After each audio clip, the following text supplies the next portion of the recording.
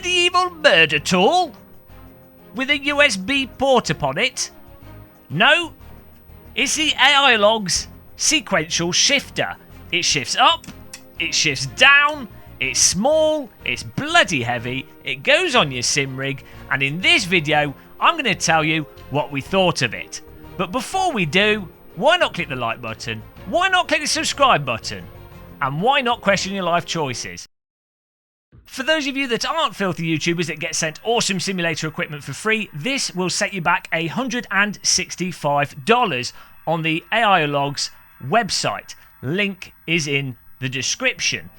In the box for that $165, you get the actual shifter knob, the shaft, the main shifter unit itself. You get a mounting plate for T-slot rigs, your sort of 80/20 rigs and your custom rigs, and you get a table clamp solution, all of which is constructed from very heavy, very solid, very durable stainless steel. Now, because I'm shallow, the first thing I noticed when I took this out of the box was that it's absolutely gorgeous. This is the Ukrainian supermodel of sequential shifters. It's slim, it's got sharp edges, it's perfectly formed, it's small, absolutely gorgeous. But unlike a Ukrainian supermodel, it has a window to the inside, so you can appreciate the actual spring mechanism, the gubbins that's going on, and crucially, and rather functionally, you can see the red LED light to let you know if you've plugged it in, avoiding the embarrassment of starting your sim without a shifter, something I have never done in my life because that would just be incompetent. Last thing in terms of visuals, but also erring towards the functionality, is that the shift knob itself is removable, of course, allowing you to use custom shift knobs if you want to, but the one included with it has 3 lines beveled into it, allowing you to grip onto your knob in the heat of the moment, allowing you to then slap through those gears and get those shifts without making any mistakes whilst racing. Oh my god. Now, in terms of the actual shifter action and feel, it's around about 3 kilograms of force to actuate the button. Now, as you put the force on, it resists it, and then all of a sudden it goes into the gear. Once you pass that 3 kilograms or 2.8 kilograms of force, it goes into the gear, and it's a very positive click and feel to that action. The nice thing about that is that it's very unlikely that you'll accidentally cause a shift by knocking or moving around with the shifter, or if you're on a motion rig, it's not going to accidentally go into gear. But also, once you are in gear, it's not that you're going to accidentally do another shift. You really have to come out of the shift for it to then do another click and another actuation of the button. The upshift and the downshift are both exactly the same in terms of the force required to actuate it, and also the actual nature of the click.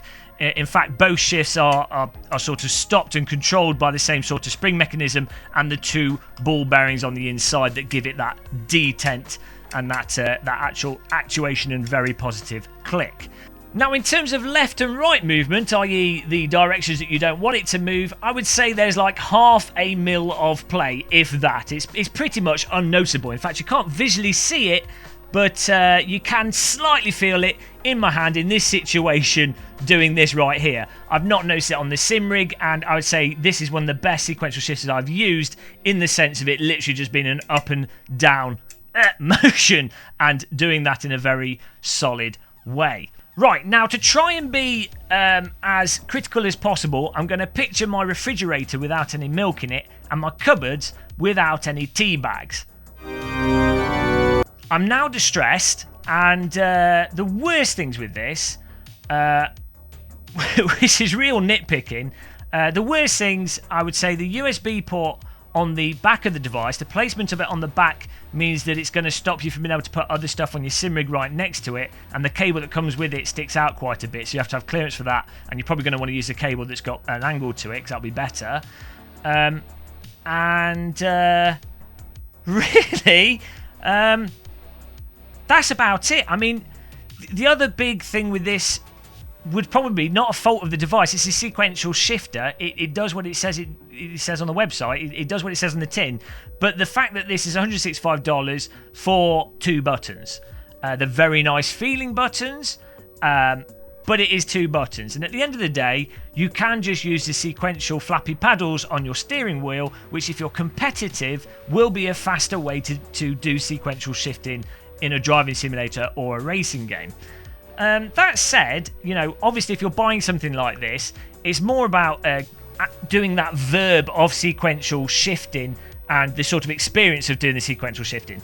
Simulators aren't always about doing what's the fastest and what's the most gamey way. Some of it, the simulation part of it, is about having equipment that actually lines up to the real world situation and the immersion that gets you, and also the training that gets you from doing the same verb or the same physical actions that you would do in the real car. Not that many of us are going to get hands on 1960s cars, or maybe some of us will get a go in a skip barber at some point in time. But in terms of the actual actuation, then again, imagining no milk and no tea. Oh Jesus, it's too stressful, guys. Heart palpitations. But imagining that.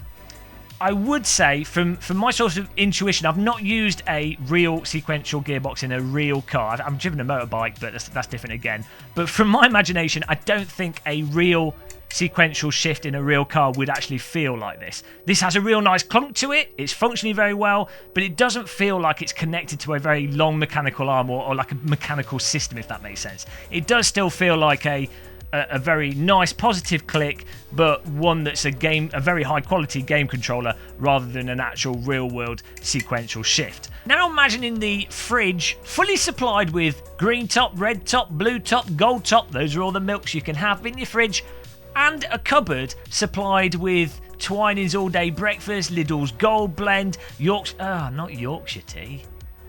But imagining that, we're good now, we can be positive again.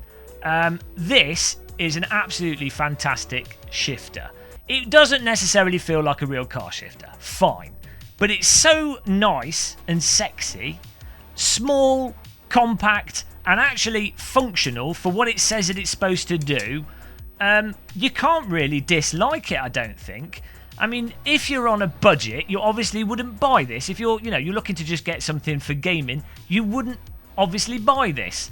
But if you want something that does sequential shifting, does it really nice, looks nice, fits on your rig nicely, then this I think is a really good option. So I give this a final review score of 8.5 tea bags out of 10 tea bags. We're now reviewing stuff in tea bags. Bloody good job, Aiologs.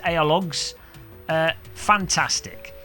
It's worth saying they do a handbrake as well, which we'll be reviewing in a future video, which obviously will give you analog input for handbrake. And you can buy this and the handbrake together, and I believe you get a slight discount if you do that.